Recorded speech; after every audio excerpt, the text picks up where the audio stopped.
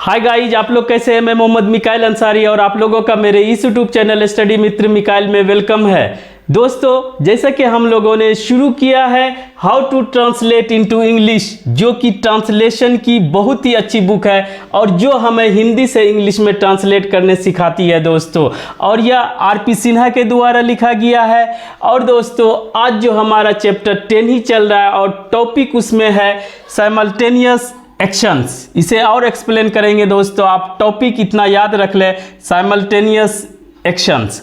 और दोस्तों, और यह आज का 6th स्ट्रक्चर है। जैसा कि अभी तक आप लोगों ने इसका पैटर्न को समझ गए होंगे दोस्तों कि सबसे पहले ये हिंदी वाक्य देते हैं, उसके बाद स्ट्रक्चर देते हैं उससे रिलेटेड, फिर इसी स्ट्रक्चर के बेसिस पे हम लोग उसे ट्रांसलेट करते हैं। और इसके बाद दोस्तों स्ट्रक्चर के बाद कुछ एग्जांपल्स देते हैं और एक्सरसाइज देते हैं। और हम दोस्तों आपके साथ इसके स्ट्रक्चर को आपके साथ डिस्कस करते हैं, एक्सप्लेन करते हैं और आपके लिए आसान बना देते हैं ताकि आप इजीली समझ सकें और प्रैक्टिस कर सकें। और इसके साथ साथ दोस्तों इसमें जो भी एक्स्ट्रा कंसेप्ट यूज होता है उसे भी हम आपके लिए डिस्कस करके आसान कर देते हैं दोस्तों, एक्सप्लेन करके।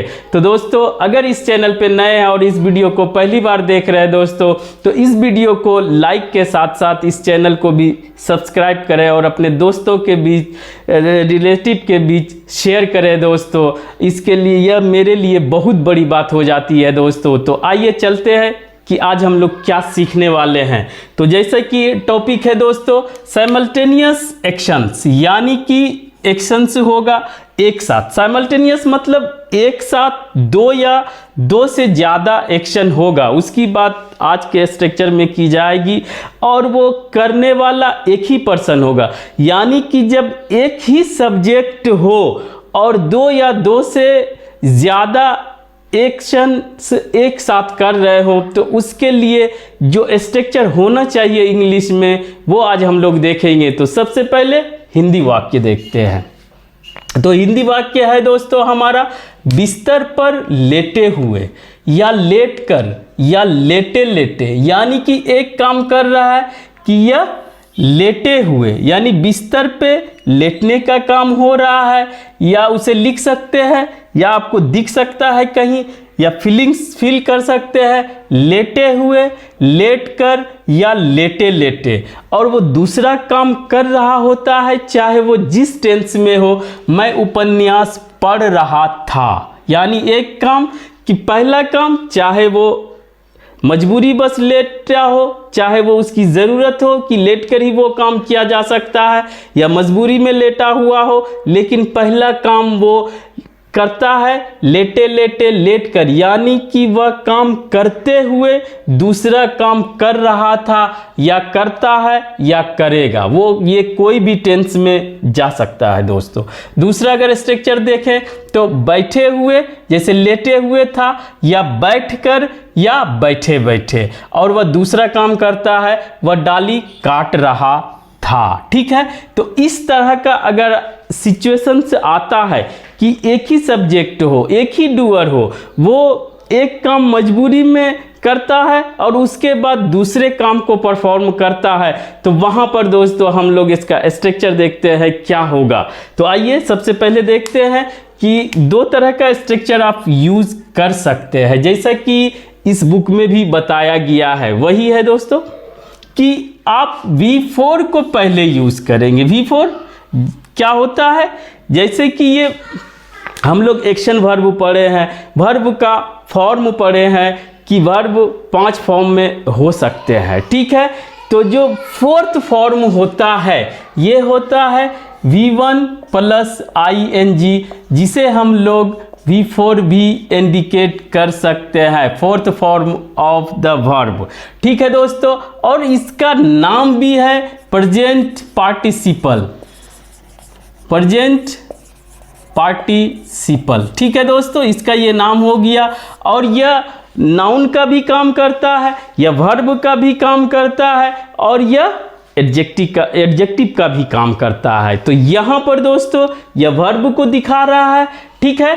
तो पहला क्या रहेगा कि आपको जो एक्शन मजबूरी बस या एक एक्शन को परफॉर्म करने के लिए पहला एक्शन करना मजबूरी है और वो साइमल्टेनियसली यानी साथ साथ हो रहा है, तो उसको सिर्फ और सिर्फ V1 प्लस ing से ही काम चला लेते हैं। ठीक है दोस्तों।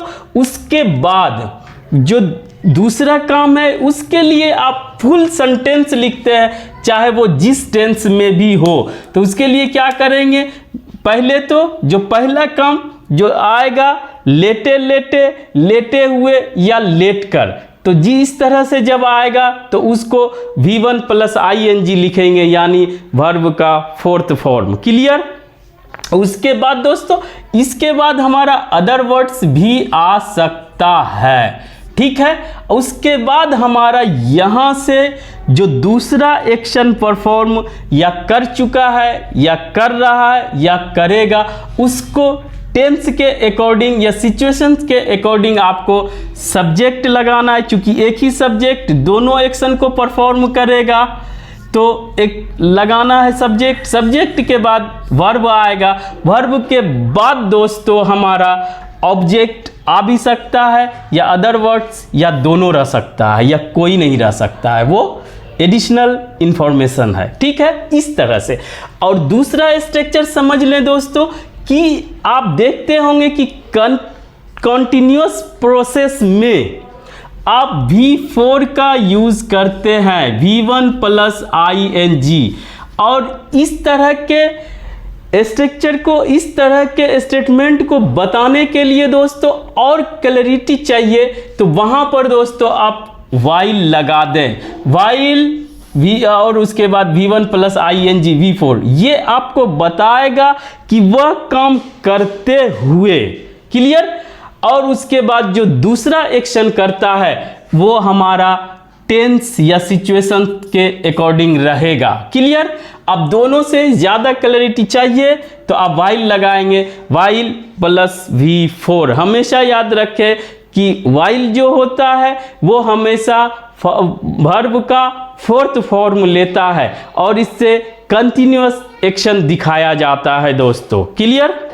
अब इतना जब अगर समझ गए तो आप इसे इजीली बना लेंगे।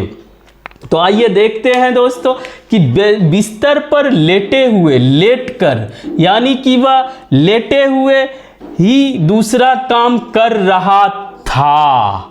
क्लियर। ये दूसरा एक्शन हुआ, ये पहला, और दोनों एक ही सब्जेक्ट कर रहा है जो कि दोनों साइमल्टेनियसली एक साथ एक ही समय में हो रहा है। तो इसे बनाने के लिए पहले से भी बना सकते हैं। ले मीन्स पड़ा रहना, उसका फोर्थ फॉर्म लाइंग, इसको बाद में भी देख सकते हैं दोस्तों, lying in the bed. Other words में भी आ सकता है, लेकिन फर्स्ट आपका V4 रहेगा लाई का, पड़े रहना का। ये दोस्तों लाइंग इन द बेड यानी कि बिस्तर में पड़े हुए, बिस्तर में लेटे हुए या लेट कर या लेटे लेटे, इतना इसका मतलब हुआ। उसके बाद दोस्तों आप कोमा देके क्या कर रहा था, यानी मैं उपन्यास पढ़ रहा था, आई। और दोस्तों जब पास्ट कंटिन्यूअस टेंस की बात होती है तो आई वॉज लेता है था के लिए, और कंटिन्यूअस प्रोसेस के लिए हम V1 प्लस ing दिखाते हैं। ये भी कंटिन्यूअस प्रोसेस है, ing भी कंटिन्यूअस प्रोसेस दिखा रहा है।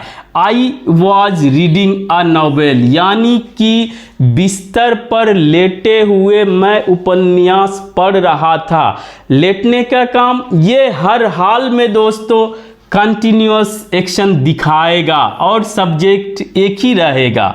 ठीक है, ये भी इसी के लिए आया और यहाँ से भी इसी के लिए आया है दोस्तों, और ये कोई भी टेंस में हो सकता है। और इसको दूसरे तरीके से और क्लैरिटी चाहिए तो आप बना सकते हैं कि इसमें वाइल लगा दें, while lying in the bed. तो यहाँ पे क्या होगा, while lying in the bed I was reading a novel, मैं एक नॉवेल पढ़ रहा था। बेड पे लेटे हुए मैं एक नॉवेल पढ़ रहा था, ये वाइल और क्लैरिटी देता है दोस्तों।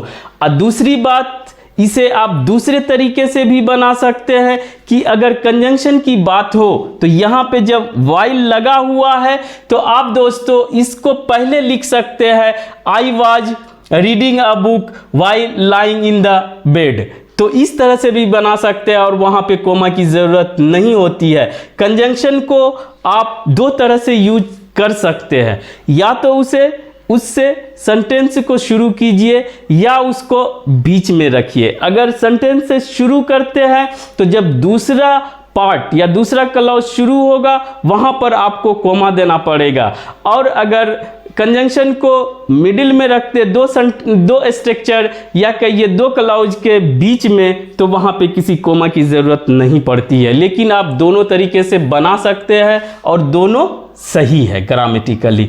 अब दूसरा दोस्तों, पेड़ पर बैठे हुए या बैठे बैठे या बैठकर, तो उसके लिए हमारे पास क्या है, या तो direct V1 plus ING V4 use करें, और दोस्तों V1 से V4 कैसे बनाया जाता है हम आपको पहले बता चुके। थोड़ा सा 2-4 ट्रिक्स है, बस उसे कुछ माइनर चेंज करके ING लगा दे, बस बहुत बड़ी बात नहीं है, उसे सिंपली लगा दे दोस्तों। तो यहाँ पर सिट मीन्स बैठना, तो उसमें लगाने से हमारा ING सिटिंग V4 हो गया। और दोस्तों कहाँ पर बैठा हुआ है, इन द ट्री, पेड़ पर दोस्तों अगर ऊपर में बैठा है तो ऑन द ट्री होगा एकदम ऊपर में, लेकिन बीच में बैठा है, पेड़ के अंदर है, कवर है, तो इन द ट्री होगा। क्लियर? तो वहां पे बैठ के अब वो जो दूसरा काम कर रहा है वो क्या कर रहा है, वह डाली काट रहा था। ही वॉज कटिंग, वह काट रहा था अ ब्रांच, एक डाली। और दोस्तों कट ऑफ या कटिंग ऑफ मतलब काट के अलग कर देना। तो ये और अच्छा से समझ लीजिए कि कट मीन्स तो काटना होता है, लेकिन काट के अलग कर देने के लिए कट ऑफ, तो यहाँ पे क्या हो जाएगा, ये भी कंटिन्यूअस प्रोसेस है पास्ट का।